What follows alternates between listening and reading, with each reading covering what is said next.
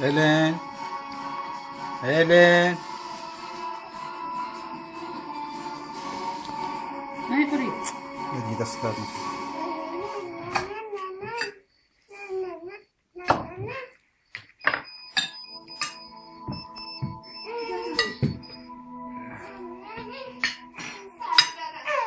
سلام موجود خیلی بهت تبریک میگم خواهر کوچولوی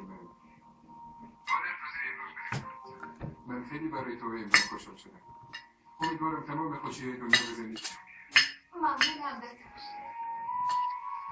حالی چطوری؟ من خوب تو چطوری؟ امیدوارم همه ازت تو اون خونه خوب مراقبت تک کنن. هلن